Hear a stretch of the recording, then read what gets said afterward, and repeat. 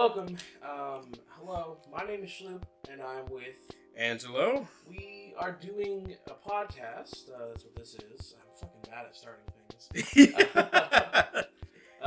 Welcome to the first episode of what we're dubbing the Gamer Dad-bod podcast. I don't know, we'll work on the name, work on the intro. But we're just two dudes who happen to be dads, who happen to play games. Yes, sir. Like talking about them. Absolutely. And that's what this is. So hopefully you guys can vibe with it. And yeah, so we got a few topics. I think the first one we're going to hop into, Tears of the Kingdom or Switch Pro? What do you want to talk about first? You know what? Hit me with that Tears of the Kingdom, actually, since that is something relatively around the corner. Yeah, so it's coming out in May, and how do you feel about it from what all the trailers that we've seen so far? So, yeah. Here's where I'm probably gonna get some of my gamer cred revoked. Okay, don't get us canceled on the first episode. No. I'm not gonna get us canceled. Okay. I will say that yeah. I've never played Breath of the Wild. You've never played Breath of the Wild? Hold on a minute. Okay. Hold on. Is that gonna get me canceled saying that? I don't know if it's gonna get you canceled, but I'm surprised. You've had your Switch almost nearly as long as I've had it, I believe. Pretty much. I got the Switch about 5 months after release. Yeah, so almost about the same time. Damn near the same time. But you haven't played Breath of the Wild at all? I never played Breath, not even a bit. Wow, that's just surprising. Yeah, I mean, it's a game that I think pretty much everybody who's owned a Switch has played at some point. Yeah, no, it's absolutely Switch mandatory. Like, but I was just distracted by so many other things. Even the Wii U version would have been preferable. What? He's just, what the fuck is wrong with you? Yeah, no, I've never played Breath of the Wild. That's actually wild, bro. No pun intended. Yeah. We'll come around to doing it one day because, again, that is one of those games that everybody is like, if you ain't played Breath of the Wild, what the fuck's wrong with you? Yeah. Seeing as your reaction. Okay. So we'll come around to it one day. We'll definitely be a playthrough on my channel. Probably that title will blow people's minds. Your first time playing Breath of the Wild after the game's been out for like what? Breath of the Wild. I feel like its most magical properties are the first playthrough. Yeah. Because once you know everything, I personally feel like it kind of loses some luster. Yeah. But man, Jesus. So yeah, you probably won't even touch Tears of the Kingdom the day it drops, and you're probably gonna have to wait a while. No, not day one. Man, Tears of the Kingdom is not a frame one for me. Jesus. Okay. But from what I've seen, okay. From what I've seen on Tears of the Kingdom, it looks really exciting though. Yeah, it does. I haven't played Breath of the Wild. Right. I have followed the lore and the implications that the story has had. Lore, okay. The lore. And welcome to game theory. I really like the idea of, Ganon coming back in a corporeal body. In corporeal, yeah, sorry. Corporal. He's Corporal Ganon. Corporal. he's still got to come back and fire a couple people. And it's I'm still kind of confused on, have they gone into like what the whole sky and ground areas are? No, that's the one thing that I don't think anything is confirmed. People theorize already because people got to make content. I've seen some theories saying like the Zonai. Do you know anything about? You probably don't know. Yeah, shoot at me. In Breath of the Wild, there are these structures created by this tribe that like nobody knows anything about. It's just they're ruins, and they're called the Zonai. And the Zonai ruins, they have all the snakes and stuff, and they have a lot of the green. And people theorize that the glove or the hand. Is that too in Math and Blue shells? Sorry, I probably shouldn't break. No, you're good. Yeah, we gotta have something to entertain ourselves. Got you. We're not like in front of a camera. So playing Mario Kart 8, everybody. Yeah. And like the Zonai, they're like an ancient civilization that may or may not have built the floating islands in this game. That's the theory, at least. And the hand is like, people are theorizing that's a Zonai like magic thing. Nobody knows for certain. Think Link's gonna lose his hand, just like completely cut off, and then this thing just kind of right on his stump. That'd be metal. I mean, the Breath of the Wild generation definitely seems a bit more dark than most. I mean, is that drill getting picked up by the mic? Do you hear that? They probably can. It's a little loud out there. Maybe. God. That's okay. Every time, bro. Every time I try to do stuff, it just something like this happens. It's alright, bro. We just gonna have to roll with it. I guess so. It's part of the drill. But no, yeah, like the floating islands. I don't know anything. Because I don't try to read into every spoiler leak that I find. Because there are people that do. They're like, I have to know everything about a game before. Yeah, absolutely. I'm keeping my distance from spoils and leaks, and I just know like a few things that have been talked about, like Ganon and the whole like that's actually supposed to be Ganon. People think. Because they haven't confirmed if that's actually Ganon. I mean, it looks like a dude. He look like from what I remember in Zelda, you know, there's only one dude born into the Gerudo, and that's usually fuck Ganon. So yeah, it's every 100 years is a male born, and in the Breath of the Wild timeline, there wasn't a male born in that time frame. Oh, you know what? That's true. I didn't even Wait a minute. I didn't think about that. We cooking. Hold on. So look, yeah, no, Breath of the Wild the original takes place 100 years after that whole I almost made that thing goes down. Yeah, with the fights and the Guardians dying and everybody like that. Fucking Rivati getting his ass kicked. Yeah, absolutely. Rivali, not Love Rivati. to see it. And so, yeah, no, in between that time, there was not a new birth of a male Gerudo. There was they were just kind of kicking it in Gerudo Town. Yeah. Okay. No new male appeared. Interesting. So that might be Ganon then. Yeah. Fucking. Okay. But like, wait, because for that to happen, for a new male to be born, right? Yeah, the Ganon has to die. Yeah. So if he's not dead, then he's alive. Yeah, so if he's not dead, he's alive. And we can't have that. Or. Yeah. Or. Hear me out. Or. He was dead. Oh. He got revived. Mm-hmm. And somewhere out there's another Ganon. Okay. Like, just getting a little crazy here, right? Because right. that I don't think that has happened in a Zelda game before. Two Ganondorfs? Yeah, two Ganondorfs. One comes back due to revival. The other, exists due to, natural birth. Bullshit. Yeah, well, yeah. Well, okay, not natural birth, so so in this hypothetical thing, would they have half of the full power and then have to conjoin eventually? I'm not sure if it's a whole conjoinment thing or if it would actually be like... Or one has to die for the other to gain full power and it's a betrayal sequence. Or even just like an absolute power struggle, like split, We could have a good Ganon versus a bad Ganon. We could have a good Ganon versus a bad Ganon. Interesting concept. Okay. Yeah. Yeah, see, this is why a new perspective God damn it. in somebody who hasn't played the game can sometimes come in handy. You just spout things that don't fucking make sense. Yeah. But they sound entertaining enough. For sure. Exactly. Okay. So I guess back on track to the game itself. Yeah. I mean, they got the floating islands. I wonder how they're going to change Hyrule up. That's my question. I can only imagine. I mean, obviously, enemy placement. Yeah. Switch that up. Are they going to have new buildings, or is it all going to be the same architecture from the first game? All the new shit's just in the sky. That just depends on how long after the first game this game takes place. Fair. Has anybody laid ground on that? Is there? No, not that I'm aware of. I don't know how long it takes place. Because say Link and Zelda beat Ganon, and 5 years later this game takes place. That's a lot of time for structures to be built. A whole town of civilizations to kind of come back. Yeah. Okay.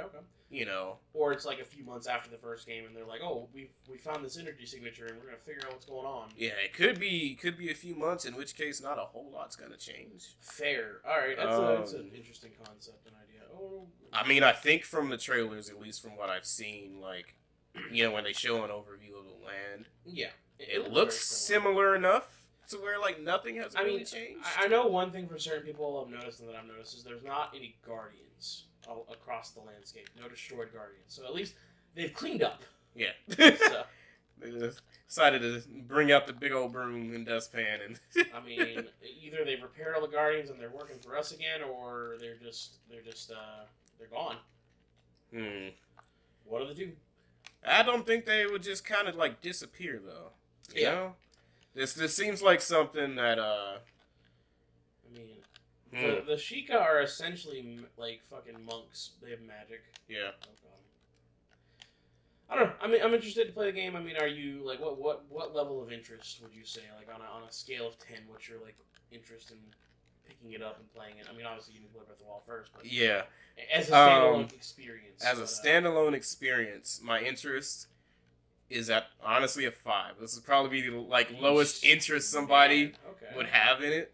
And I feel like that's only because I haven't played the first. You know? Okay, I mean, fair enough. I'm not really one to skip around. Are you a big Zelda fan in general, then? I've loved... I played Wind Waker. That was my favorite Zelda, Wind Waker's actually. a good one. My favorite is Majora's, so... That's a lot of people's favorite, Majora's Mask. I grew up playing the 64. Or Ocarina of Time. That's the one that y'all hear thrown around. For sure. I mean, it's like... It revolutionized gaming. It's the best game ever made. Blah, blah, blah. So, you know what? Ocarina of Time was just okay. Ooh. Ooh. And that's my spicy take. Yeah, no, that was real spicy. Holy moly, donut shop. Ocarina of Time is just okay. Wow, you wanna kind of elaborate on that one? We're gonna get so far off track. It's gonna be like 5 hours of content. It's fun. It's fun. Yeah. So like, look. So Ocarina of Time back in the day when it was back, it was big. Mm-hmm. Sure, it was a big experience. There was a lot going on. Yeah. But going back and playing it now, like I definitely see a lot of the limitations. Like you can find all the heart pieces pretty easily. I mean, a lot of the tricks are kind of hidden, but like outside of like heart pieces and stuff, there's really not a lot of incentive to explore greater Hyrule Field. Like there's that section of land near Castletown that like is just one hole and that's it. It's a huge bit of land with nothing there. Yeah. And I get it. Limitations of the 64, they couldn't fit everything they wanted to, and they were really banking on Ura Zelda, which was going to be like an expansion pack for the disc drive to expand upon Hyrule and Zelda and Ocarina of Time. And it just didn't happen. So like as Ocarina stands, it's kind of a Sonic and Knuckles situation where it was meant to have more. And they just, instead of being able to make the more at a later date, they just couldn't. And it's now an incomplete experience from what the developers originally intended it to be. Got you. Okay. And Majora's Mask... Sorry. And Majora's Mask is a different kind of experience that they only had a year to make, but from the year that they took to make, I mean, it's a fantastic little game. I mean, the world is interesting. The characters are interesting. I mean, the motivations for everything, the moon falling, very interesting setting. I mean, it's a fun game. And yeah, Majora's Mask does have like, I still feel like the wildest Zelda story to date. Oh, for sure. Like,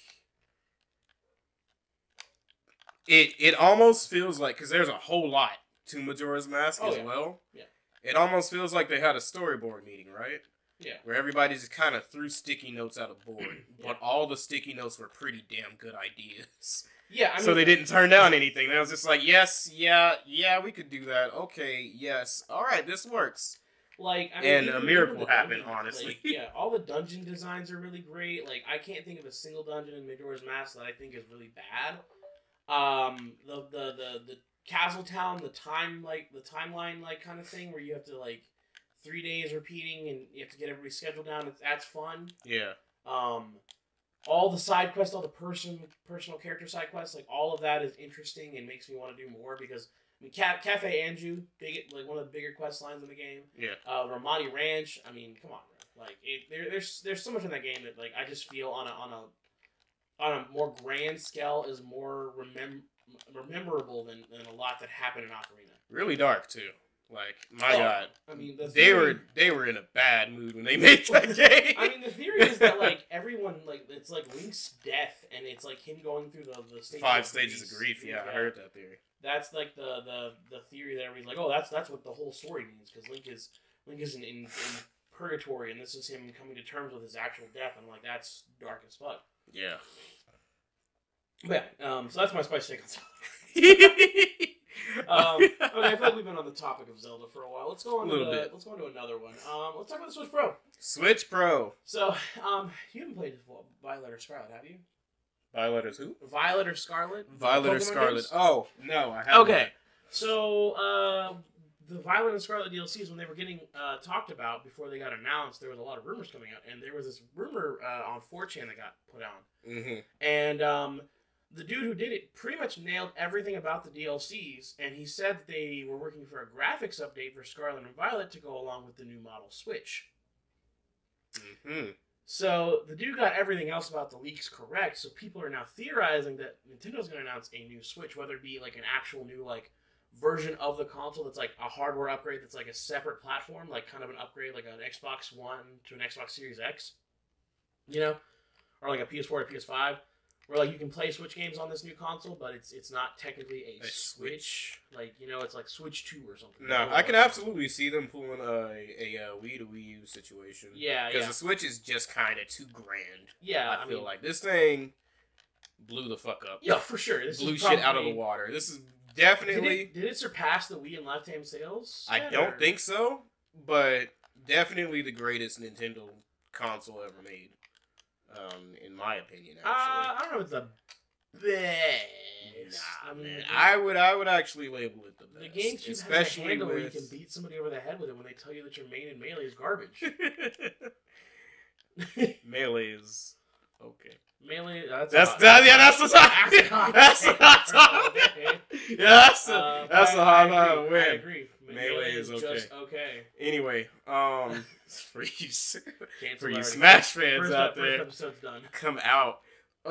Anyway, no, in my opinion, I think the Switch is like the greatest thing they have created. They've done, yeah, in a long time. I wouldn't say it's my personal like best console by Nintendo. No, it's not even my personal best. My heart belongs to the GameCube all day.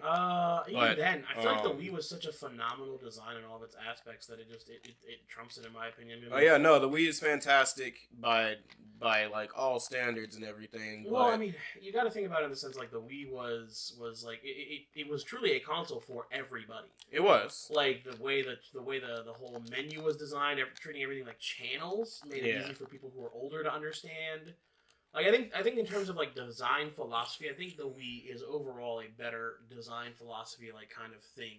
Absolutely, and it brought motion controls. You know what I mean? It brought motion controls to gaming and exercise and all these other things. Yeah. But you know you can think about all that stuff with the Wii, and then apply it on to the Switch. I mean, you have less, you know, I guess direct accessibility with channels and stuff like that. But you have a console that has motion controls that can be docked for home and on the go. Mm-hmm. They brought that, you know, that 3DS fan base, that DS fan base that's been here for the longest and kicking it.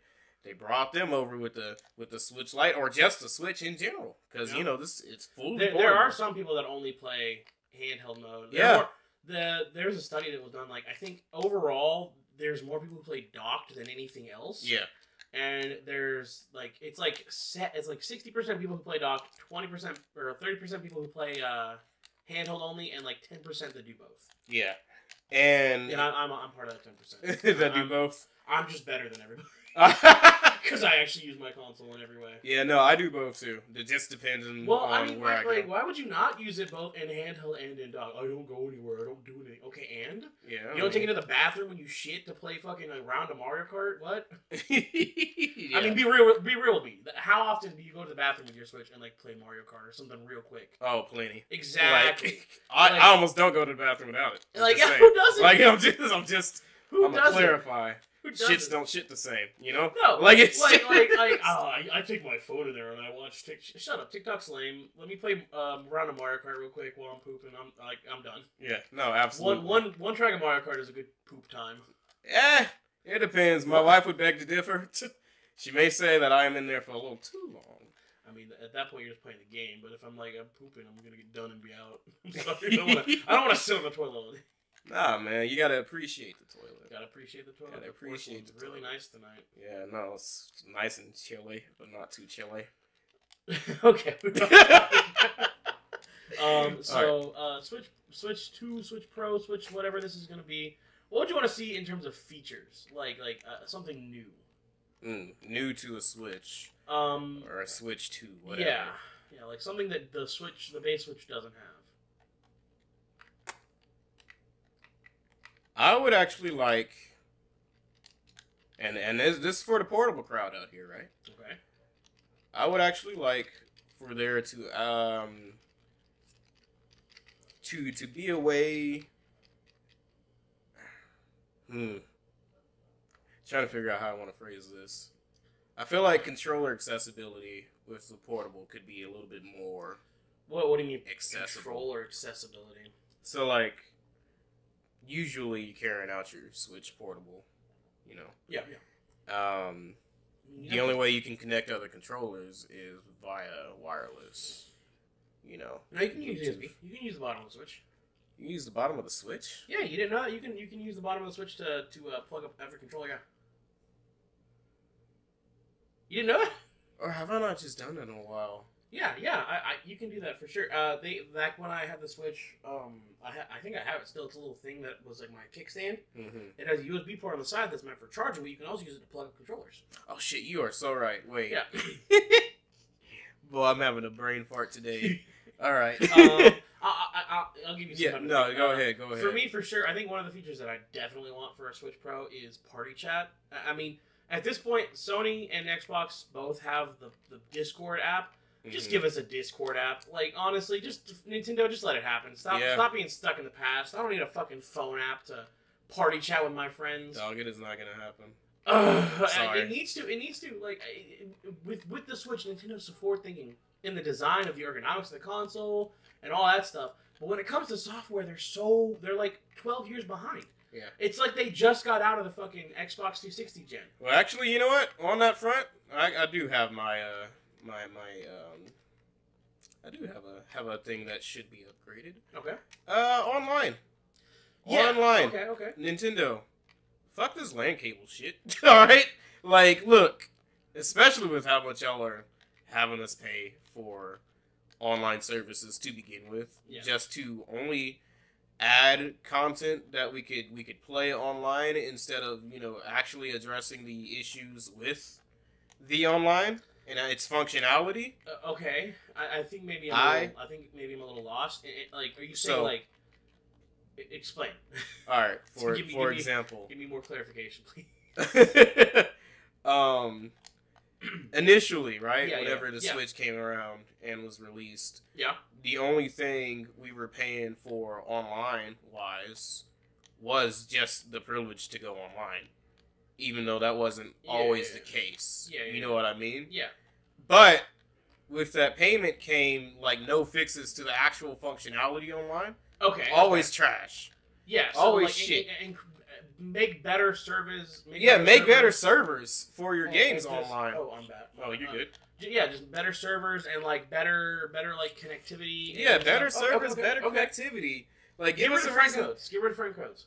Why are we still on friend codes? Yeah. You have Nintendo accounts. Just let us have that would fix party chat because you could use party system. That would fix everything. Yeah, no, they're a little still in the past with all this online functionality. Hardware-wise, they're forward-thinking. Software-wise, they're back on the Xbox original. They are so backwards it hurts. It's just like it makes me mad. Yeah, it disappoints every time when it comes to online. It hurts. It does. No, for sure. I 100% agree. I think for sure party systems would be nice. A Discord app would be fine. I feel like Discord would be great on the Switch. You know what I mean? Yeah, no, it would. I mean, also with the, like I said, with the portability of the Switch as well. Yeah. Being able to hop on Discord from anywhere, being able to play from anywhere, being with friends from anywhere. I mean, it'd be nice. Like, y'all would be basically printing money. Yeah, I'm honestly I don't get it. But yeah, they just. That'd be my biggest thing for a Switch Pro or Switch 2 or online functionality to just be modernized. They'll probably call it a Switch It Up or something like that. They call it Switch, but the S is a 2. It's that cool S from high school. The one in everybody's picture book. Yeah. I don't even know what that thing is officially called. I don't know. It's a legend. It's an enigma. Yeah, it's honestly. Oh man, I can't imagine. But no, yeah. Fix the online systems. Honestly, why are we still in 2001 with Nintendo on online? It's because they really don't see it as important. Definitely one of the things they just kind of need to recommit to, in my opinion. Because Nintendo, They're not going to commit to graphics, which I don't think you need to. No. I mean, well, I'd argue that some of Nintendo's games have better graphics than most games out there. Oh, no, absolutely. Because I'm more bigger on art style than anything. Oh, yeah. I mean, you have a fantastic art style. Art style and gameplay trump art style, great gameplay. Fidelity. Yeah, like, graphics be damned if you got a good-looking game and it's fun to play. Yeah, I mean, look at Mario Odyssey. That game is in 980p, and it looks phenomenal. Yeah. No. And, I mean, Nintendo's always good with water, so you are hurting yourself, by the way, with your specials. Oh, man, am I? Yeah. Yeah, that sucks. Hector, you're not a master of the blade. You're a phony. He's a phony. A big fat phony. A big fat phony. I don't do my specials. But, yeah, no, so... Fuck, what were you talking about? Graphical fidelity. I mean, obviously, you want the Switch to have better graphics. Yeah. Just like a little bit, or at least have the potential to kind of like push the system a little bit more into, better, I don't even necessarily say 4K, because that sounds a little bit impossible for something as small and compact as a Switch system. But, No, I feel you. Give us a little something. Nothing too sugary. Just nice. Yeah, I feel you. I think for sure better ergonomics on the Switch itself. And what I mean by that is like, so original base Joy-Cons, I think Joy-Cons are fine, but you need more official options. And I feel like one of the things that would really help is, and I have these big boy Joy-Cons, they're the Bing Bok, if you need to know. I think what would really help is if you could like have like official Nintendo, because they have the Power A fucking Fight Pad or whatever Pro, whatever big boy Joy-Cons. There should be like a thing that snaps to the back of the Switch if they don't make the new one thicker. There should be a thing that snaps on the back so like these controllers fit comfortably, because like I'm holding them on the Switch like this. They have this big gap there. Like if I could have something that can like edge that gap and make it run more in natural, a little bit and kind of curve to your hands. Definitely be better in my opinion. Because the Joy-Cons are really small. Bro, I got big hands. Bro. Definitely designed for a Japanese, kids Asian or, kids, because more they definitely run smaller. Oh no, for biologically, sure. Scientifically, whatever the hell you want to bring it into. Real quick break. I think I'm gonna swap to Smash. Go ahead, yeah.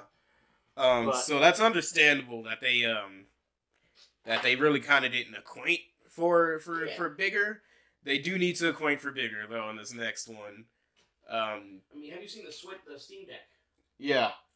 So that's kind of what I'm thinking.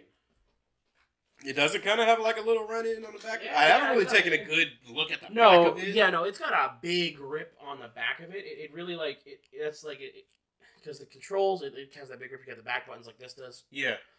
So it's very ergonomic from what I've seen. I haven't held one. I want to. Gotcha. Broke. So. Ain't that the truth? There's all of our problems right there, goddammit. But no, I feel like with the Switch Pro, like ergonomics of the console itself, software improvements, party chats, online improvements, like those are the big core things I really think that need the Switch to be worked on. Because like if the Switch runs at like 1080p handheld and then like 2K docked, that's perfect for most people. Yeah. 1440p in the dock, like realistically, like everybody's like, oh 4K. I'm like, 90% of people don't even play in 4K. Yeah, no. Like, it doesn't happen. I got a PS5, I still don't play in 4K. Well, because on the PlayStation 5 and Xbox, you get higher frame rates at 1080p. Yeah. You get 120 at 1080p. Why would you not want more frames? I am always frame rate Frames are better than graphic. Definitely. Like, I'll echo it to the fucking mountains if you have to. Frames are way better than graphics. I'm sorry. But those are the big things. Like 1080p handheld, 2K, 1440p docked, more than enough graphic-wise for the Switch. I mean, I think that's pretty much all the big things that I really want to see from the Switch. And we've had the Switch for 6 years. Yeah. And we still don't have themes.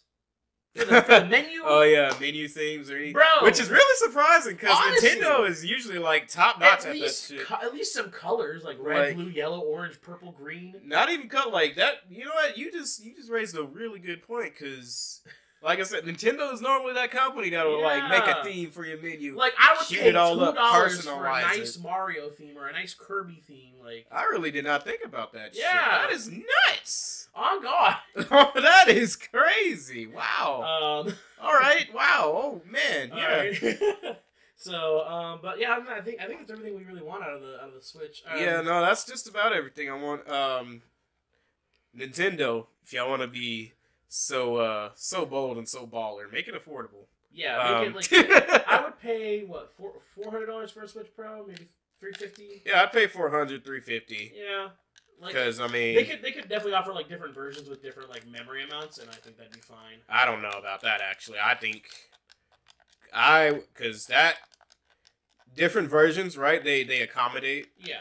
But I feel like that would also just kind of widen the focus too much. What about like a dock or no dock Switch? So like the regular, like how we have the base Switch, but what if you just buy the Switch without the dock and it's $100 cheaper? I'd be down with that actually. Okay. That feels like what should have honestly kind of been the alternative to the Switch Lite. Yeah, like just buy a Switch without the dock. Yeah, because I mean, it's the same thing. on most fronts, it's the same thing. Yeah. For sure. So yeah, that sounds like a better idea. I feel that. I just don't think multiple incarnations with different amounts of memory and all that stuff. Yeah, I feel like we can kind of move past that. Okay. In a way, that's older console game design. What about like digital only Switch and it's even cheaper still? Like it'd be $150 cheaper than the big model that could take physical media. Because I don't know about you, but I download a lot of games on my Switch. Yeah, I've downloaded a good fair bit. I think I've got a 250 gig SD card on my Switch. Oh wow. Yeah. You are packing the digital department. I've only got 6 physical games. No, I was actually very physical with my with my Switch and my games. So I think. What would be the next move with Switch? Cartridges or? I mean, they're gonna have to stay cartridges. It just makes sense. You would think that, right? Well, I mean, I don't know how you can do a disc, and if they were to switch up the cartridges, I mean, the main reason Nintendo does the cartridges they would do is to do anti-piracy, and I don't think Nintendo's gonna swap to SD cards. Yeah, they are really concerned about that piracy shit, huh? So they're gonna stay with the cartridges. I just think that's how Nintendo's gonna approach it. There's nothing we can do about it. Yeah. Bigger. But I think that's all the Switch stuff. Let's go on to our last Nintendo-esque topic. Sure. The Mario movie. Yes. You've seen it a couple days before me. I kind of want to keep it a bit brisk because I don't want to spoil anything for anybody. Yeah, we'll keep it light. But overall thoughts. What did you think? 10 out of 10. Okay, 10 out of 10. 10 out of 10. I'd say 9 out of 10. Nah, I'd say 10 out of 10. We can definitely talk about character performances, like how good we thought they were. We can talk about how we feel if it's true to the games and stuff. Yeah. There's no specific plot points that aren't. Absolutely. We're not gonna do that to y'all. Although I feel like at this point everybody probably has seen the movie. No, it's breaking some pretty big box office records right now. It's the biggest animation release since not since there's still a movie that beats it. In a lot of categories, but for majority categories, it's the biggest animation release in a long time. Yeah, it's huge and rightfully so. Yeah. A great movie, lots of effort and love put into it. You can definitely tell. Yeah. So performances. This is the one I think everybody's gonna be a little hot button about. I honestly, after watching the movie and hearing everything in action, I feel like everybody gave good performances. I don't feel like they were nearly as bad as everybody was fearing them to be. No, and actually, I don't even think initially everybody was fearing that they would be bad. It was just silly. Yeah, the choices were just silly. Chris Pratt and everything. The day that they released the cast for the Mario movie in that direct, my God. No, I get was it a comedy bit almost? I mean, I feel like the best initial casting that everybody could agree upon was Jack Black as Bowser. Jack Black as Bowser, Charlie Day as Luigi. Was perfect. I don't know actually, if I felt opinion. Charlie Day being Luigi was what I would have picked, but after hearing it in action, I definitely do feel that it's good. Yeah. No, it was actually like I wouldn't have thought it too. Just like nobody would have thought like Chris Pratt from Mario. Yeah. But it works better than what I think even most people would have imagined initially. Yeah. The only voice that actually didn't fit. No, it not even didn't fit because like I believe at the very end of the day, just like you, all voices fit. They were fine. The one that took immediate getting used to though was actually Seth Rogen for Donkey Kong. Yeah. I heard that. I heard him, talking initially, and at first he was like the only one who I've heard from the get and was like, it's gonna take a bit, but then after a while, I was like, okay, yeah, this is fine. This works. Yeah. Everybody else was great off the bat. Okay. Chris Pratt definitely. I really like Peach's voice actress. Anya Taylor-Joy. I don't know who she is or what else she's done, but she nailed that part pretty good. She's played on a couple of things. Actually, I don't know anything about her. Mostly live action though. Okay. I don't watch a lot of TV. I don't watch a lot of TV either, but yeah. So aside from voices. Definitely a lot of references that they threw in there. Yeah. They knew what the hell they were doing in the reference department everywhere. Like I said, I was like, I forgot who I was talking to about the movie with, but I was like, there are so many damn references in there that I think I'm going to have to watch it like 3 times over. I think it was me, actually. To catch it. In prep for this. Yeah. For the cast. And so, definitely reference heavy. Yeah, for sure. Illumination knew what they were doing. Oh, yeah. I feel like Illumination, they get a lot of flack for being the Minions guys, but I feel like they do good work. No, they do great work. And honestly, like Minions, as a characterization, that's a hard line to walk to make entertaining for a while. I mean, it's outside like, of kids, it's like Shrek originally. Like Shrek was really treated as the laughing stock of animation. And like. Everybody has even low key vulgar in some instances, but speaking of no, I should not go off topic. But stick on the Mario. Stick on the Mario movie. But what the fuck did this do? No. Yeah. In terms of music, fantastic. I was always catching musical references every now and then. 100%. Visual references. I like the pacing of the movie. I was really surprised by some of the appearances of characters and characters used in the movie. Spike was great. Mario's family? Yeah, Mario's family was a thing in there. Apparently Charles Martinet voices the dad. That's what I thought. I was like, Charles Martinet was somewhere in there. Well, he was Jumpman. Yeah, he was Jumpman. But apparently he was Mario's dad, too. I was like, what? Yeah, I noticed that the, end of the movie is when I caught that because he said something that particularly was like, oh yeah, that's Charles. Gotcha. There he is. But no, fantastic pacing, fantastic settings. Jack Black as Bowser was definitely the best part of that movie. I'm not gonna lie. I feel like Jack Black was the best pick, honestly. Yeah, but it's Jack Black, bro. Jack Black he's absolute GOAT legend. For sure. There was never really gonna be any doubt that Jack Black was gonna be good at Bowser. In my opinion. Yeah. Jack Black is the he's the Jim Carrey of animated movies.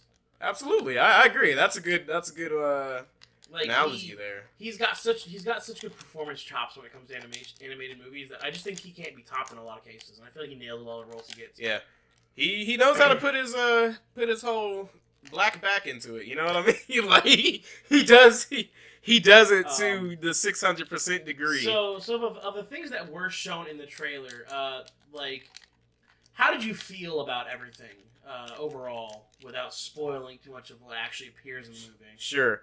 Can't comment on that, actually, because I didn't watch trailer. Really? Okay. No. So they showed off the Rainbow Road sequence. There's the sequence where Peach walks with the spear. They show the Toad interaction, the first interaction. That was a big one. Yeah. Luigi running away from the dry bones and getting in the cages, the Luma. The Luma, man. No, we can't even talk about the Luma at all. I feel like that would be He's in one of the trailers. He's in one of the trailers. Yeah. Does he say anything? Yeah. He does a little bit of talking. Not all of it. I think it's just the very first interaction that he says.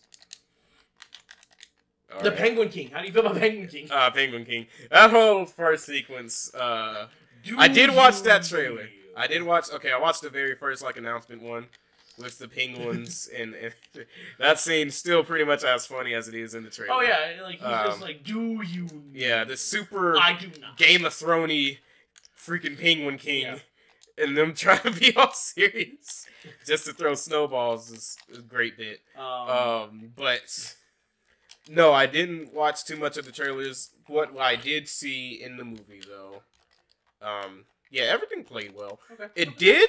Though, if I have to say one thing about the movie, it did seem like they wanted to do a whole lot more than what was shown. So there's definitely gonna be a sequel. Yeah, no, I'm not even talking about sequel territory. I'm talking there seemed to be cut content. Well, what do you tons okay.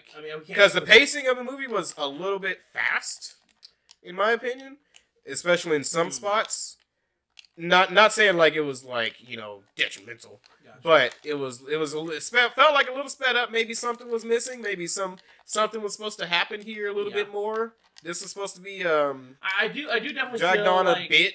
I do feel like there were some sections that felt a little too slow, and some that felt like we didn't get enough time with them. Yeah. I can definitely agree on that. But overall, I feel like the movie was fine.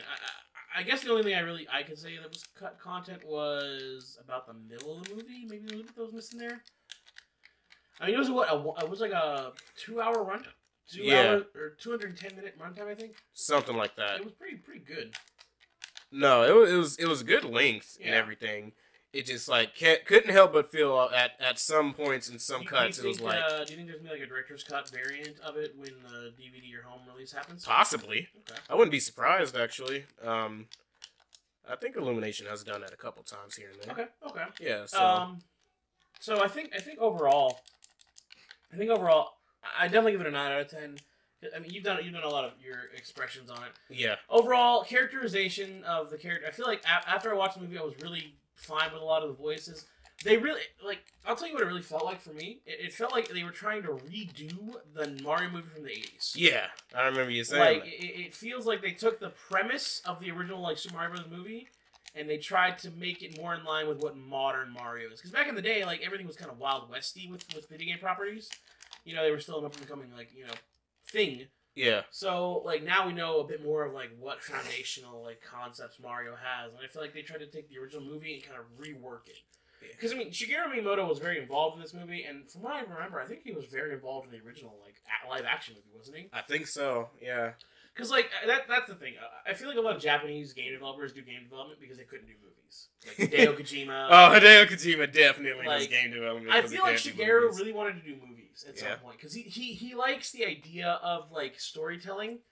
I just don't know if Shigeru has storytelling chops. Not necessarily. Not after all these years of doing, Princess Kidnap, Save Princess, Plumber Boy, Star Get Fox. Kissed. Star Fox is the key. He's tried to redo Star Fox 64 70 times. Yeah. And every time he does it, he's like, why does nobody play Star Fox? It's because you remake the same game and put in bullshit mechanics. Absolutely. So, yeah, I feel that it was definitely kind of on the lines of the older Mario movie that they made. They have the princess that they go find. They get warped to the other world. They find the princess. They have to come together. It felt very much like the old movie. Okay, so I feel like we're both in agreement with how the movie was. You gave it a little score than I did, but I feel like overall. Let me do my character. I keep bringing up character performance, so I don't finish it. Yeah. Sorry.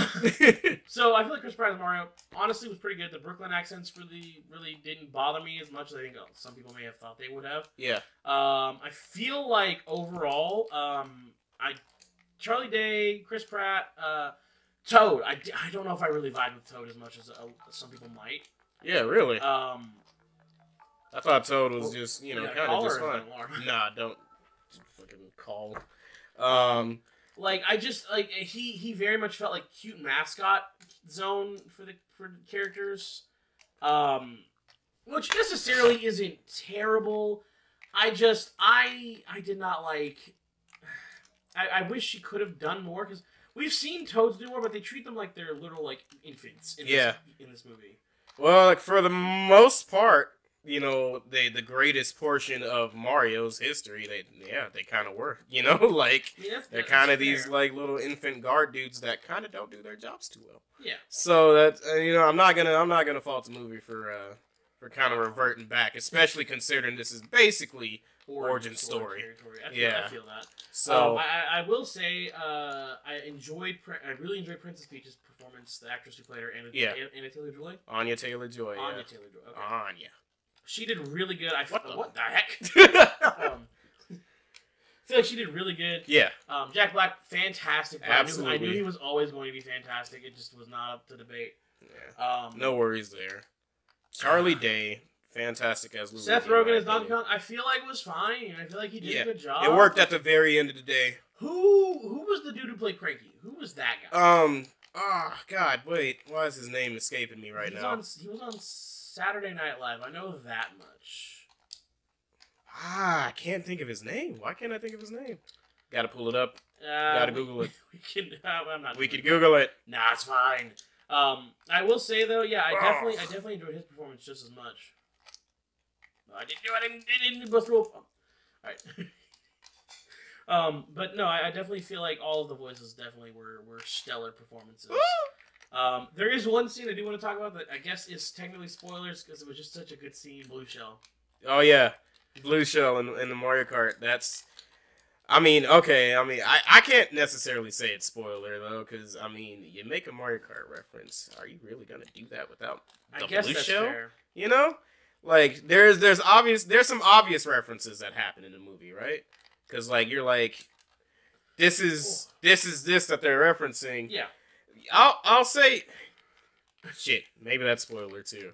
Wait, can I? Oh. So the Donkey Kong versus Mario, right? That was in some of the trailers. That was in some of the trailers. Not all of it was revealed though. Yeah. So. I really want to say that I was expecting a reference to happen there that didn't. Oh yeah. And that surprised me a little bit. Okay. But just something cheeky, not even like a character reference or anything like that. Just something like that. I was like, that feels like that could have been used as a reference and just wasn't because they didn't want to go full tilt in it. You know, I would have done it had I been in charge of making that reference, I suppose. And it feels like they missed that opportunity. Okay. I'm not gonna go into it. I'll go into it with you after because I still don't want to do like any type of spoilers in any way, shape, or form. Okay. But no, as a total package, I feel like it's you can watch that movie without being a fan and enjoy it. No, yeah, I feel like for sure. I think if I'm gonna be honest, I think it's gonna get animated movie of the year. I hope it does. I think it's a contender for movie. I hope it does. I think it's definitely a contender for movie. I feel like it's time for not only animated movies but video game movies as a whole to kind of catch a dub like that. No, I mean Sonic. Because they've been popping off. Sonic movie was great. Yeah. Sonic 2 was great. Sonic 3's coming. That one's gonna have Shadow. You know, again, the Mario movie, the Mortal Kombat movie wasn't half bad, like as we expected. The only movies that are really kind of lacking right now, I mean, the PlayStation Uncharted movie was kind of mid. Yeah. The show Last of Us doing really well. Last of Us is doing fantastic. Halo show was garbage. I don't know if you're not a Halo fan. Yeah, I'm not a Halo fan. That show was garbage. Was it? Was it that bad? Oh, you want to talk about it a tad? Okay, we can. I'll give it like 5 minutes. I'll just kind of explain my grievances. So, it's Master Chief is your typical like soldier, like I'm a badass and I do this and that. Yeah, he's not really the Chief that we've known. It really felt like the showrunners just kind of made another show into Halo. Got you.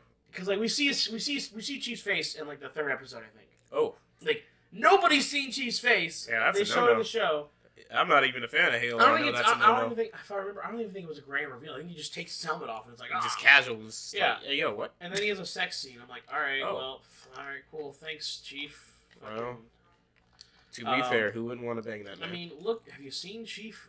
I mean, you know who he is. I mean, I don't think he has reproductive organs, if I remember the Spartan 2 program properly. What? I think a lot of that was, that's Halo lore. Oh. Yeah, it's people who obviously don't care enough about the source material. Yeah. And they make bad properties. Yeah.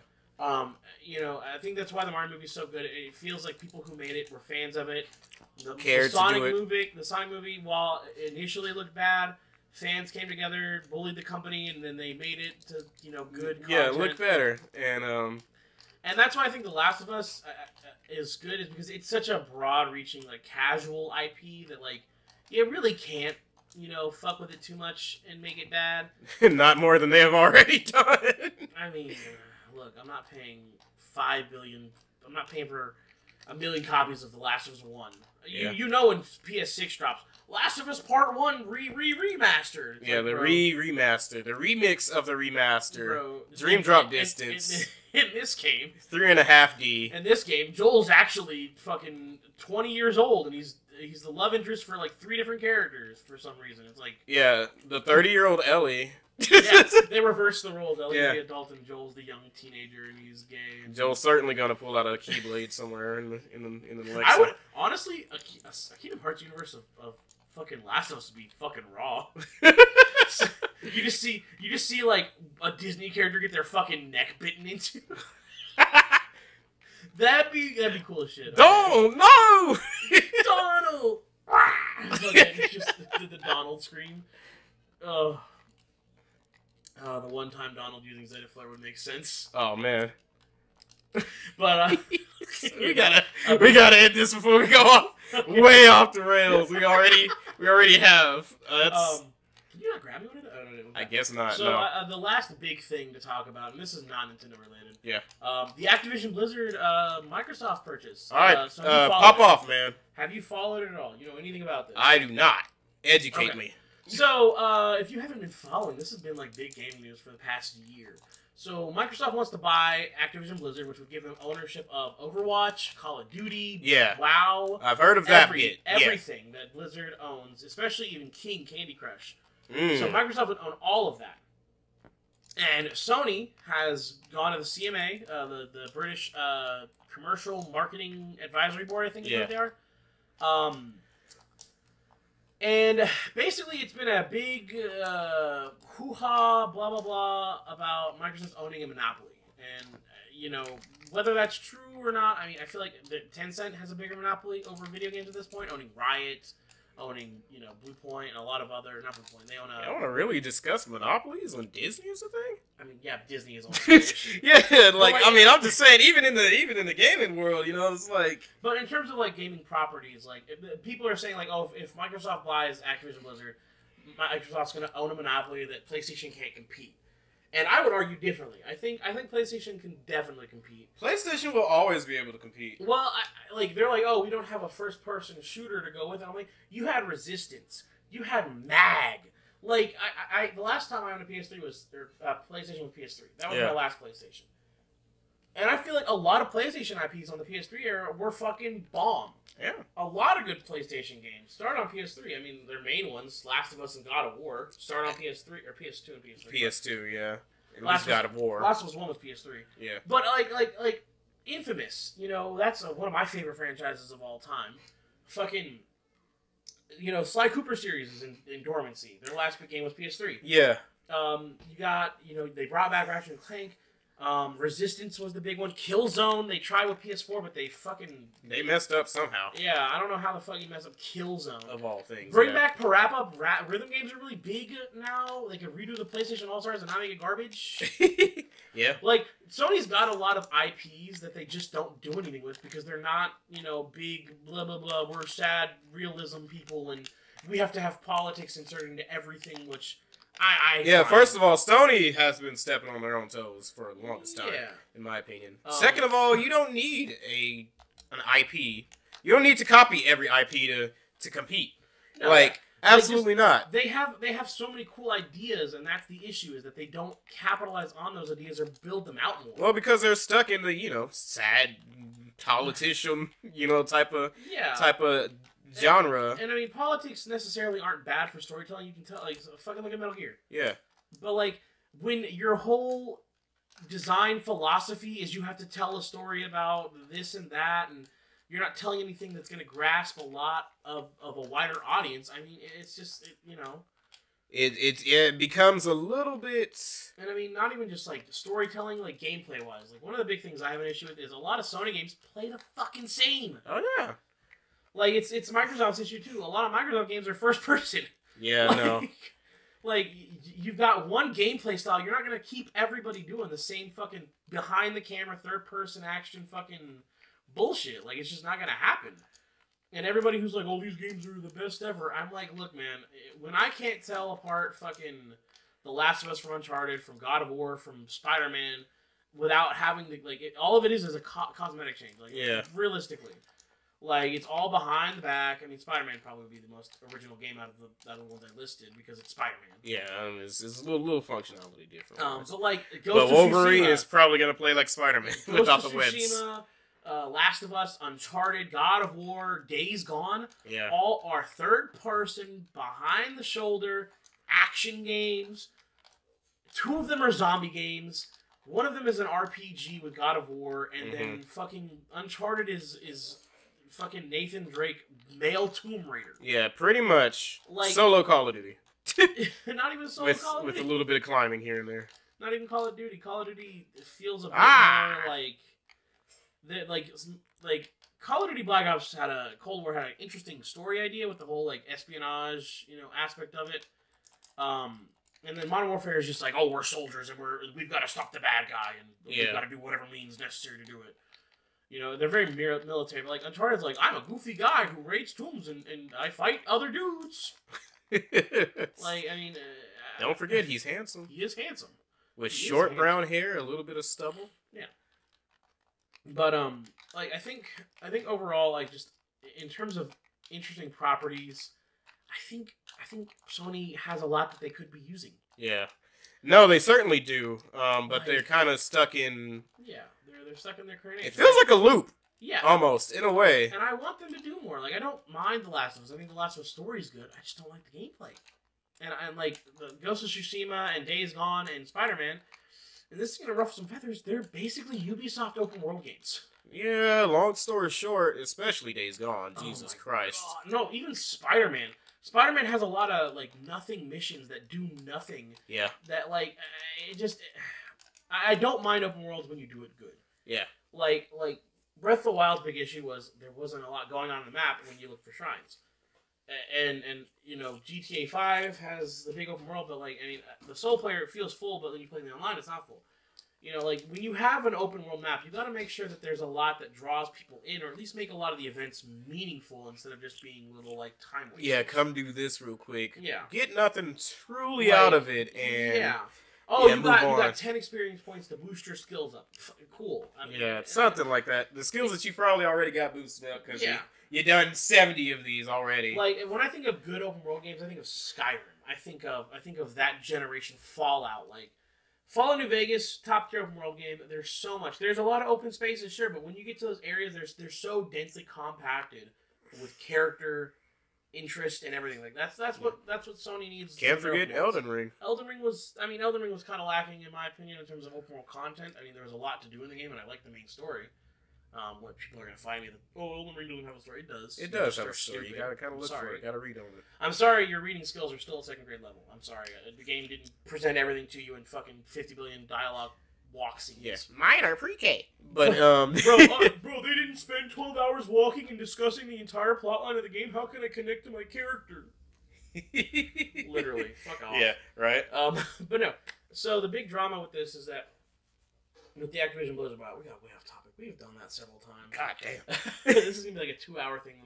I may cut it down. Yeah, you're gonna have to cut it down just a little bit. I mean, I'm not wrong. I'm not against the 2-hour podcast, but like I may have to cut some fluff. Yeah. But so it came out that Sony's CEO Jim Ryan had been in talks a lot with the CMA. Mm-hmm. Most other regulators were investigating, but they came to a decision pretty quick. The only one that was really stuck on, and I think we're still stuck with, is the CMA. Like, I think the FCC said it was okay. I think a Japanese board said it was okay, but the Japanese doesn't buy Xbox, so it doesn't matter to them. Yeah. I think even most of Asian areas that have it, I think Oceania even voted it was okay. Like Australia is Oceania. You want my opinion? Sure. I'm all for it. You're all for it? Really? I'm all for it. In fact, you're a PlayStation guy. I am a PlayStation guy, actually, and I'm all for it, because it's going to force PlayStation to be different. It's going to force them to innovate when they lose this. It's going to force them to dig into the old box. Okay. You know. Okay. Maybe bring back some IPs. Do something new. I feel like PlayStation has been sticking to what they've been sticking for because it's been working for so long. Right. Well, and they're afraid to invest in different in case it fails. Well, yeah, I mean, like, the people argue, Microsoft, the big argument is like, Microsoft is just buying IPs instead of building them up like Sony does. Mm-hmm. And my argument to that is they paid for all Square Enix to be exclusive.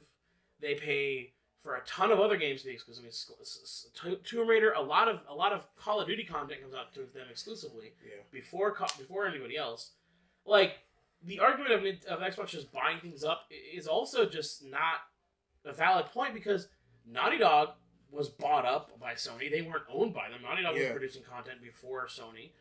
They also bought up Insomniac. Insomniac was not there. Insomniac was bought up. Like, they do the same thing. People just don't want to view it that way because it's brand comfortability. They identify with Sony, so anything that's against Sony is against them. Yeah. And it's pathetic. It is. And that's, like I said, it's just, Sony has just been safe. Like, I don't blame them for being safe because safe makes money. No, I mean, if it makes some money, stick with it for sure. And but it's boring. Yeah, it's boring. It's boring now. Sony is hella boring now. It's the same thing with Xbox. Like, my issue with Xbox is there's a lot of IPs I love. They just don't fucking do anything with it. Like, Halo Infinite launched really well, but they don't do anything with it. Yeah. Gears of War the 5 came out a while ago. They could have made a new Gears of War by now. That would have been cool, I guess. I'm not a Gears fan. I fucking forgot about 5. Yeah. My buddy plays 5 to this day. Yeah. I'm like, all right. I'm not against Gears. I'm not a huge fan of it myself. Xbox owns other IPs that are really cool. Like, they showed off Fable.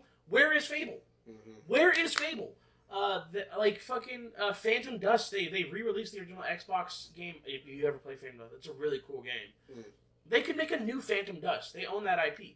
They own a lot of IPs. They own Rare. Why not make a new Banjo-Kazooie?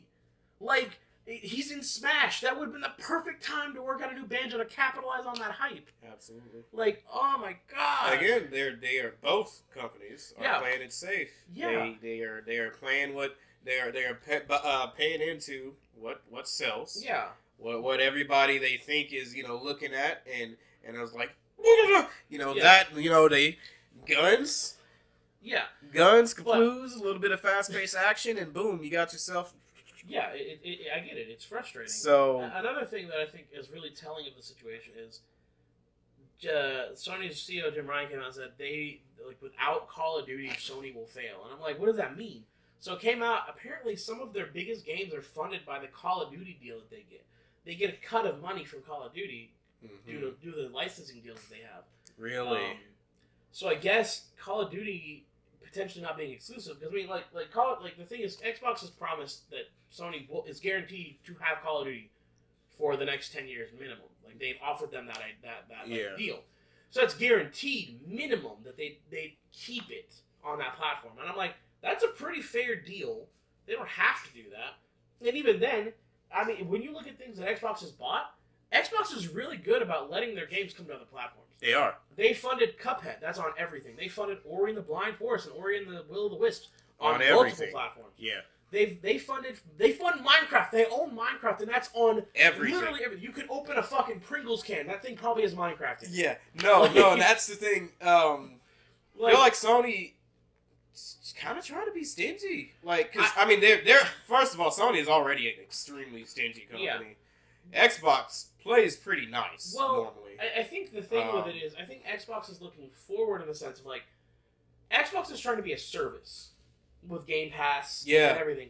Yeah, they're trying to be a service. So they're not trying to lock themselves to hardware exclusively.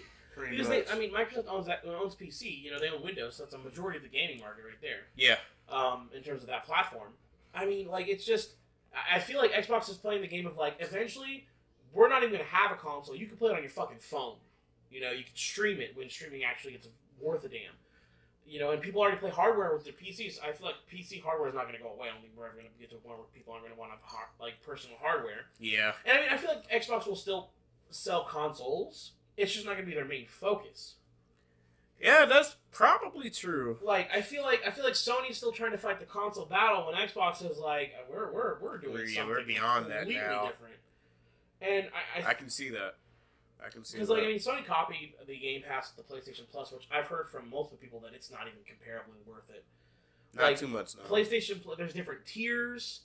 Yeah, I don't know. There are like different tiers. Like there's also like a good majority of it is stream based. Like, and yeah, I don't know if you ever done with PlayStation's streaming function. Not too fucking good. I don't doubt it. I mean, not too good at all. Streaming is still really rough. I mean, even on the Xbox streaming stuff, like it's still really rough. Like it's cool that it works. I mean, it probably works the best, but like there's still huge input delays unless you're like hardwired into your internet and you've got like no delay on latency. Like that's the only way streaming can be good, and we're just not there for most people. Like, it's not there yet. It's not there on the level that even Xbox is trying to push it. It's not there just yet. Yeah, give it a couple more. But so yeah, it's the PlayStation Plus. No, yeah, the pass thing is ass. So it's just it's really rough on that end. But like that's. But yeah, I say go for it, Microsoft. Please, actually, I hope. Oh really? I hope. Yeah, I'm actually hoping. As a PlayStation guy. As a PlayStation guy, I hope because I want PlayStation's hand to be forced. Okay. Like it doesn't feel like they're too comfortable. They're way too comfortable. Okay. They have been way too lax as of late. That's why you've been getting piles of shit. See, well, this is something that I've come up with: the PlayStation cycle. So PlayStation 1 doesn't really count for this cycle, but PS2 best-selling console of all time. I think to this point still. Yeah. PS3 they really fucked up. They came back at the end of the life cycle of that console, but like initially, like nobody. Yeah, initial launch appearance by PlayStation 3 was a bit of a rocky start.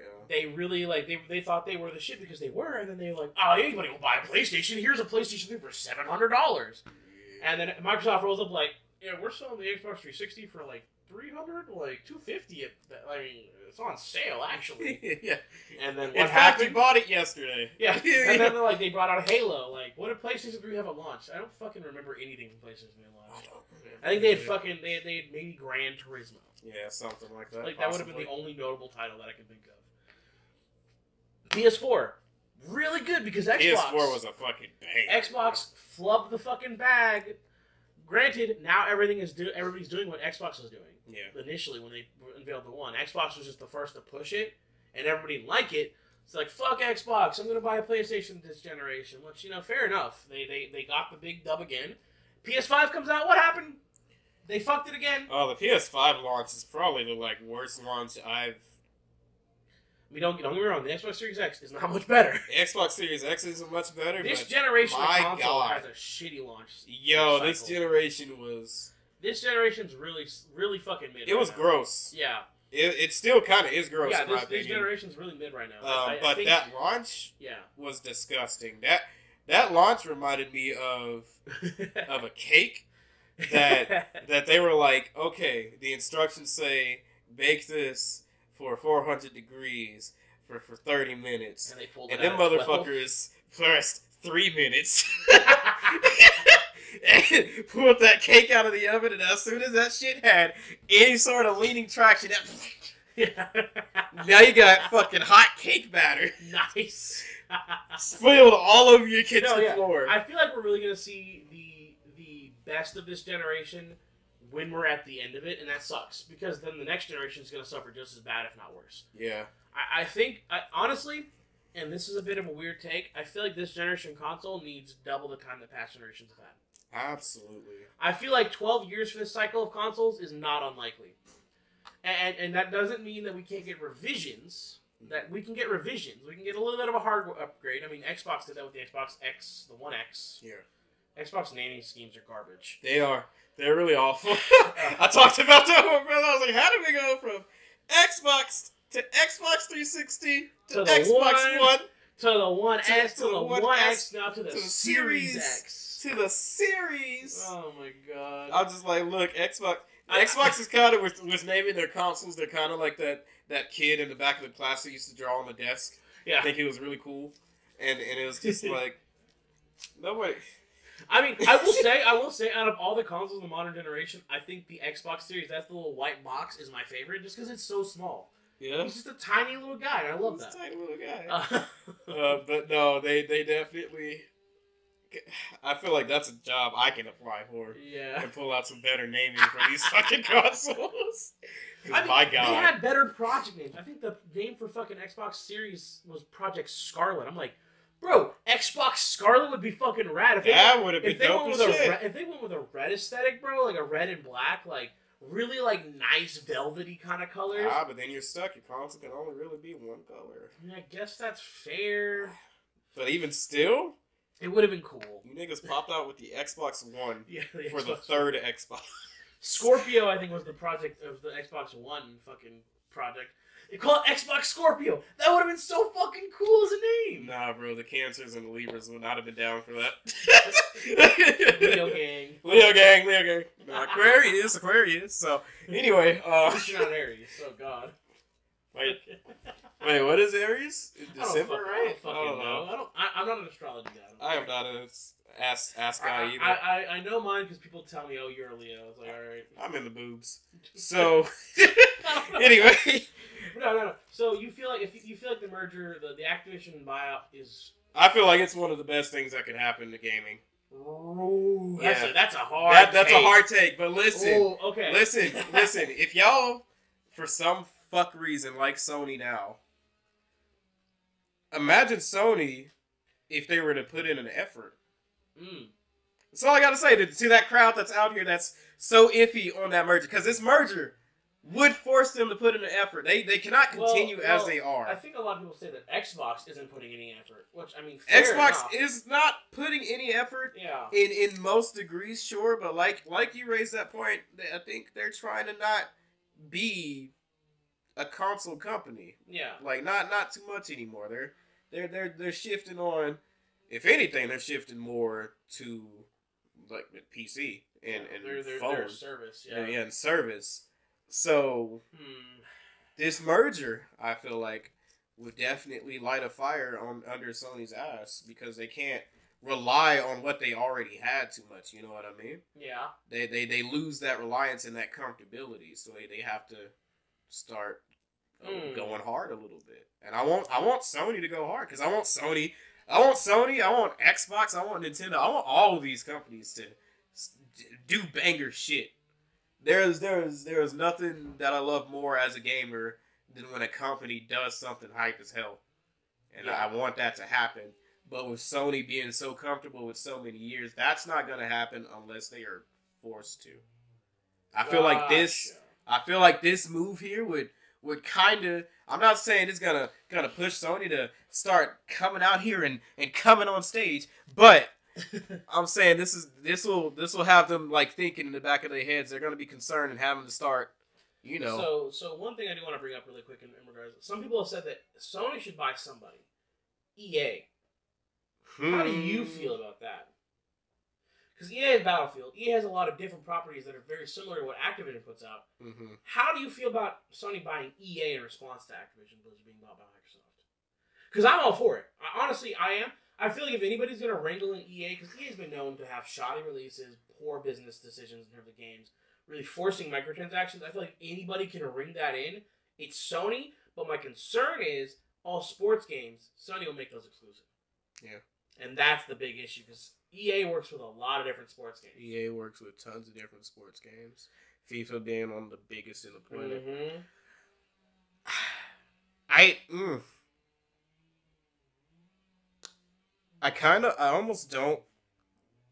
don't really think I'm behind that idea. Really? Yeah. Okay. Kind of for the fact that, like, well, again, it goes back to me and my problem with Sony being comfortable. Yeah. I wouldn't go out far as to say even buying EA would be a good idea, even. Because EA is kind of, you know, you're playing dodgeball, right? Yeah. You're picking out your team, and then there's that kid. The last one you pick. Yeah, no, he's not even the last one you pick, but he's that kid that like can put in some work, but half the time this asshole is stepping over the line and getting disqualified. Oh, okay. EA is shaky, a little bit untrustworthy. He's got the foundations of being good, but he just can't pull it together. He can't pull it together, and it's not even by a lack of oopsie, I just made a fucksy wucksy. It's more of a lack of care. That's I fair. feel like Really? EA just kind of sometimes don't give a shit enough. Fair enough. And as much as a weapon EA would be for Sony to have, I feel like that may even be more of a backfire than anything. Okay. I don't feel like EA's trustworthy enough to be bought. Damn, that's pretty decent. Yeah, for sure. Okay. But with that being said, if they were to be bought, that also still kind of goes back on, now they have EA. Guess we're gonna get comfortable again a little bit. Maybe. You know, I feel like that'd be kind of a backpedal for Sony. So pretty much your whole stance on it is you think that Activision Blizzard being bought by Microsoft will force Sony to kind of kick things into gear to be more of competitive with that market hold. Yeah, step it up a bit. Okay. Step it up a bit. That's all I want from Sony. Honestly, I want them to step it up. I would say so. So I've listened to a lot of what you said about it. So in my opinion, the merger. My issue with the merger is that Xbox has already got a lot of IPs. Yeah. That I would like to see them focus on. Yeah. They own Halo. They own Doom. They own the Elder Scrolls. They own Fallout. They own all these cool, really good IPs. I mean, granted, we're getting Elder Scrolls 6. Yeah. At some point. Somewhere. Starfield for the Xbox is coming out soon. We got Redfall because they own Arcane. They've got a lot of cool stuff, but like the core Xbox IPs don't really get a lot of love. Yeah, and well, here's the kicker, again, on Xbox buying. You think they can give some IPs to these companies and let them work on them?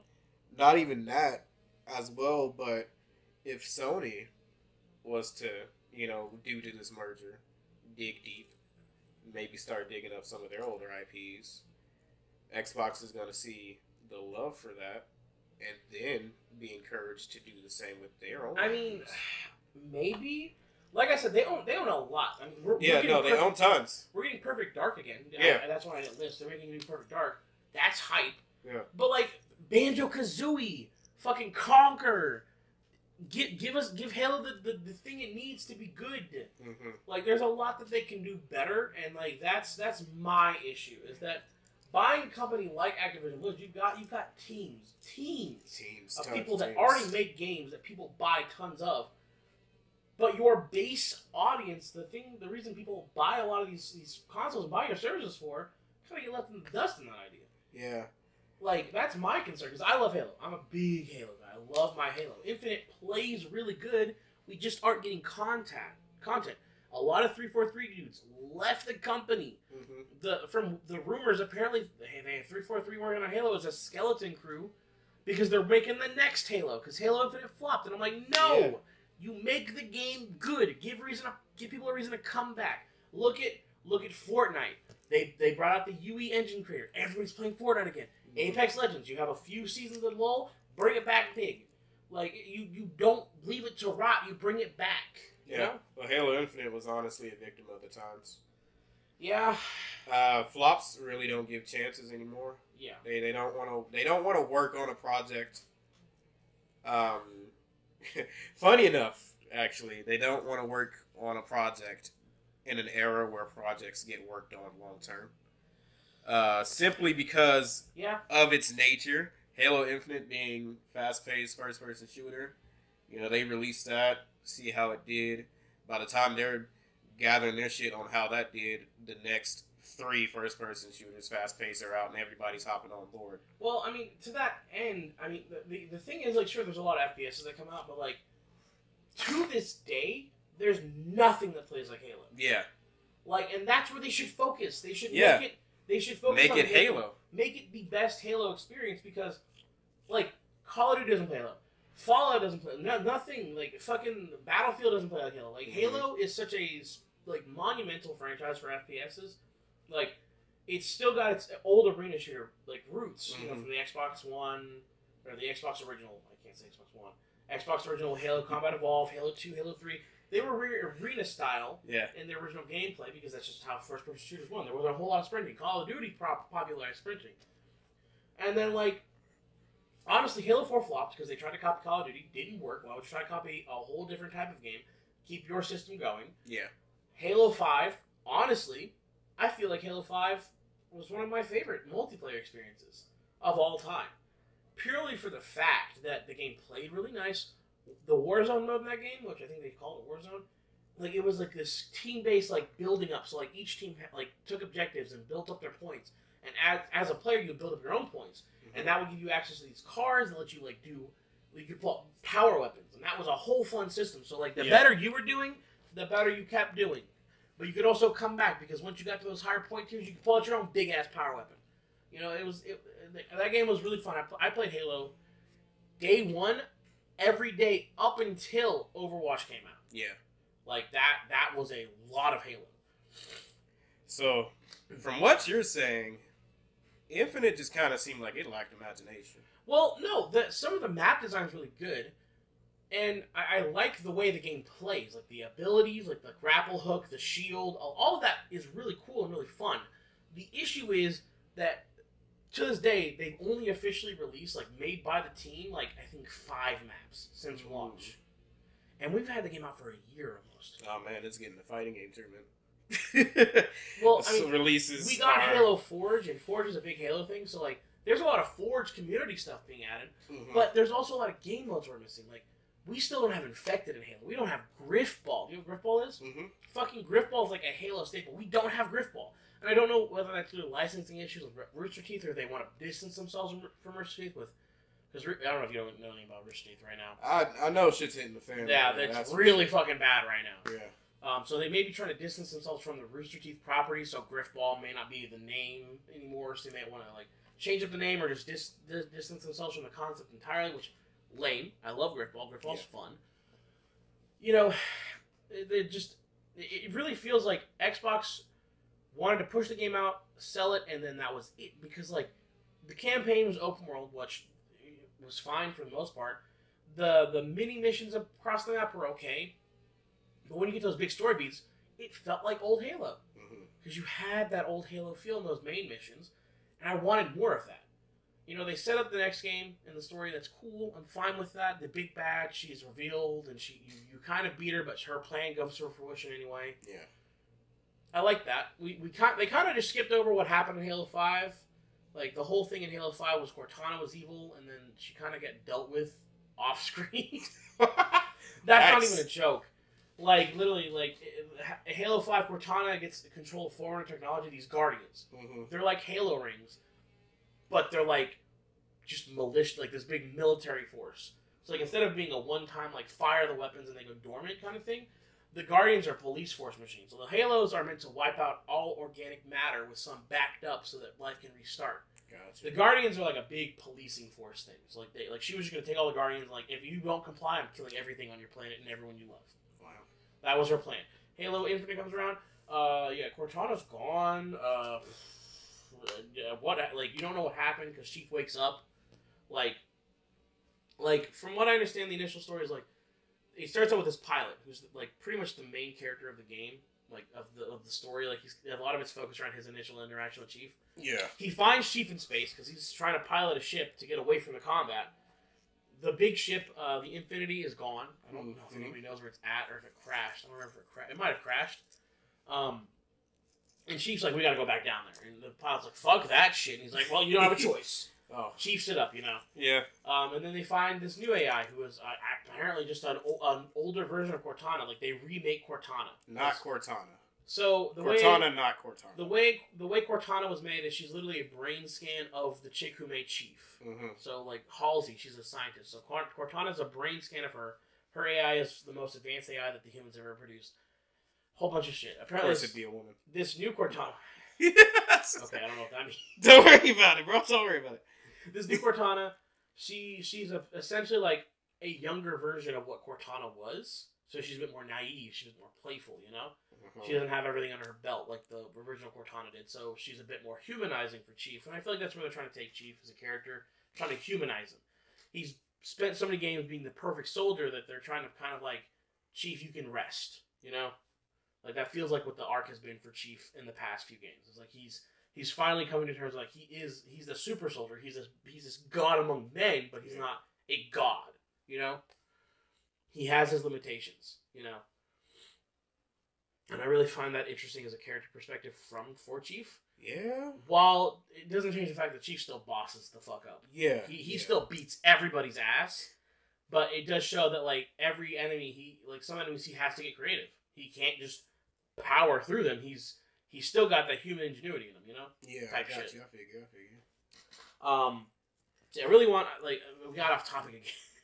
We're really bad at this. We're gonna have to rein it in for the next episode. Yeah, absolutely. Activision Blizzard Lab. You think it's good? I feel diffy about it. Like overall, I don't think it's gonna give Xbox a monopoly. No, I don't think that's gonna happen. That's stupid in my opinion. Well, not only that, but you know how many people play PlayStation? Like people buy PlayStation just because of PlayStation. Bro, there are still the fanboy console war thing. It's still alive and well. Sadly, still alive and well, yeah. in my opinion. Definitely one of the things that I wish would just die already. I mean, but. With that being said, people gotta justify their purchase. They're like, my console's better than yours because I get this game. And, your games are bad. Yeah, no, I hate that. Like, I absolutely hate it. Yeah. It just makes everybody look stupid. Yeah, I mean, if you want my honest take, I feel like PlayStation is the casual pick.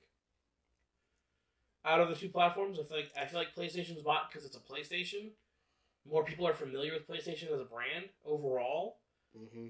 And that's why they pick PlayStation, because they know it's a PlayStation. They're like, oh, PlayStation was good in the past, so I'm going to buy PlayStation this time. It's going to be great this time.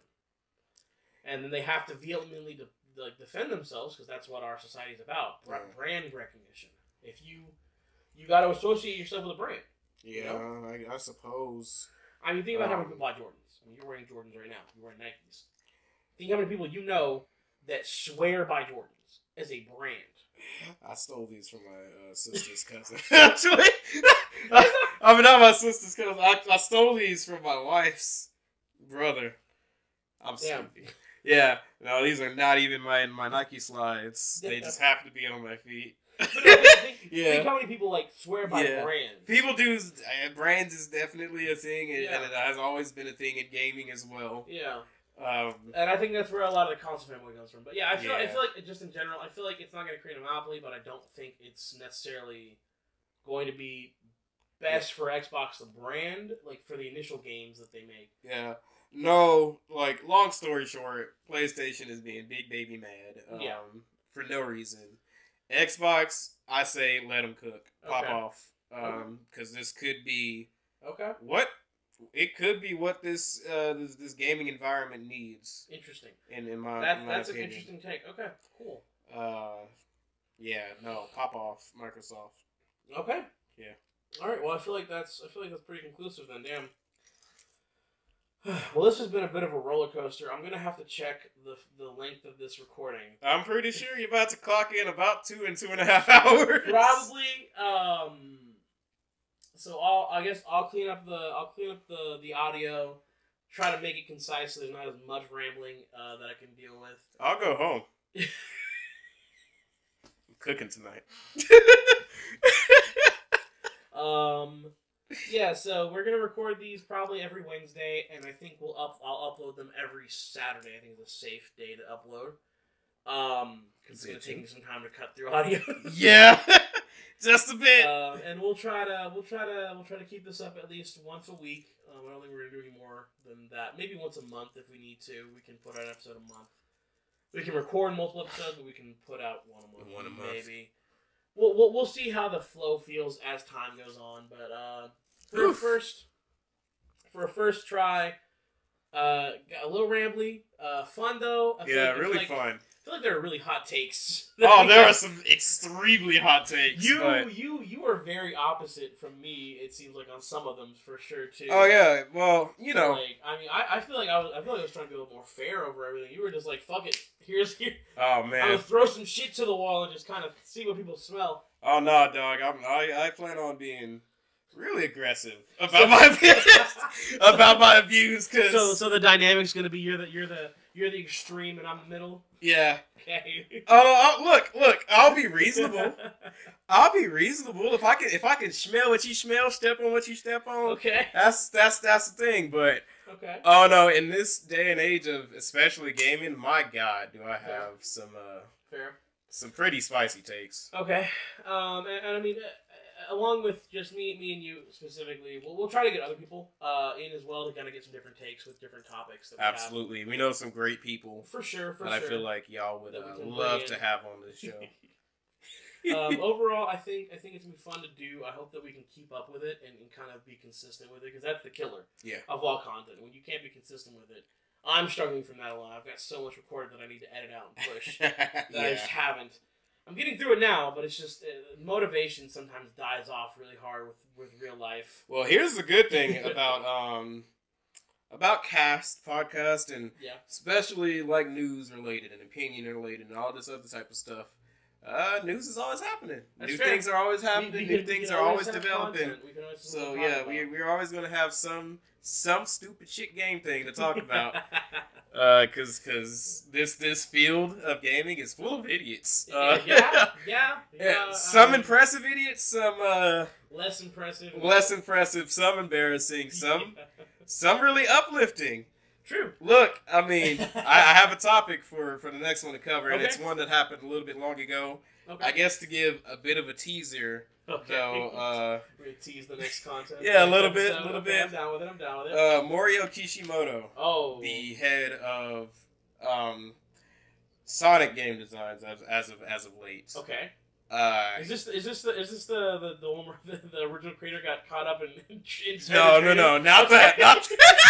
No, that's funny as shit, but it's not that. Okay, Morio Kishimoto. Morio Kishimoto, he's recently done one of the more respectable and strange things that I've seen game designer do in quite some time. He went on Twitter, and long story short was just like, I think I heard about this. Yeah. Questions, have at me, and was like 600% transparent. He said and did a lot of interesting things in those. In those sets of tweets that people were asking him and stuff like that. So I definitely want to dive into that in more detail for sure. Yeah, not only more detail, but what that actually means as for the industry as well. Because this is definitely an interesting move. Okay. I could conversely come because the developer of The Last of Us, Neil Druckmann, had some stuff to say on Twitter that I feel like were pretty hot. Yeah. That are kind of opposite of if Kishimoto came out and was really transparent and kind of just nice with the community. Yeah. No, they were just chopping it up. Okay. Even down to like some confirms, some ideas. Okay. Like it was crazy. Okay. Like the amount of stuff he said was damn near crazy. Neil Druckmann, guy who is I think the story lead for Naughty Dog, right? Naughty Dog, yeah. He came out. He was talking a bunch of shit. Really? Yeah. Oh wow. Bunch of drama. Okay. I don't know how long ago some of it was. I know that it got brought up recently. So I'd definitely be willing to talk about that. Gotcha. In contrast to the Kishimoto, for sure. But let's wrap it up. Let's wind it down. We got the next 5 minutes to go. Kind of wind down. Yeah. Okay. Just so we can kind of get any last minute, really big, quick thoughts out the way. Yeah. I mean, you want to just quickly scroll through topics, and we'll kind of do like a recap. Yeah, slight recap, right? Yeah, we can scroll through. So the first topic, Tears of the Kingdom. I feel like we both kind of got concise on that. Yeah, I got as concise as I could. we're both excited for the game, but with reservation, and willing to see where it goes. Yeah, that's the bigger part that I'm on board with. Ready to see where it goes exactly. And then the Switch Pro, we both agree that Nintendo needs to bring some really kind of big changes if they do make a new hardware console. God. For sure. Yes. And then the Mario movie, I feel like we both said was really good.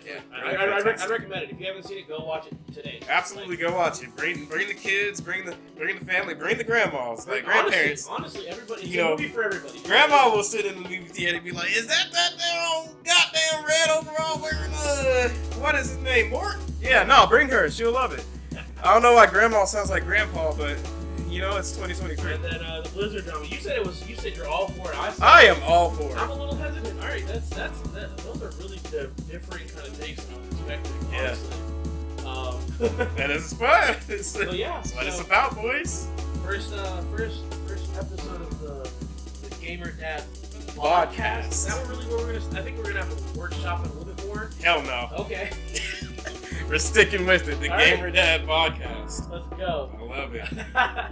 GDBC. I'm your first host, ShloobGoob. You can catch me on YouTube and Twitch.com. I'm trying to stream a little bit more regularly, and I'm trying to upload more regularly. If you want to see more stuff from me personally, you can check me out on those platforms there. ShloobGoob, ShloobGoob.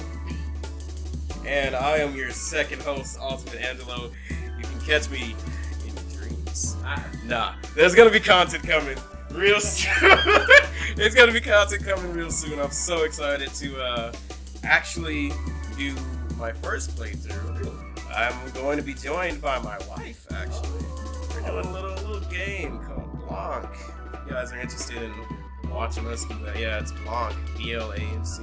Oh, like Blanc. Okay, yeah. French. Oh, is that the one with the fox and the deer? Fox and the deer. Oh! Me and my wife are gonna play through that together. Okay. I'm gonna upload that and gonna have a blast over that. That is Altimateangelo. Ultimate with an A because I'm illiterate. And I'll in the description make sure there's links to everything for sure. Absolutely. But yeah, awesome. First episode. I have high hopes. I think this is definitely gonna be a lot of fun. Oh, I'm gonna love this. And we'll figure out some sign-offs for the next episode. But for now, we'll catch you guys later. Later, y'all. Take care. Goodbye. All right, Jesus. Can I fart in the mic?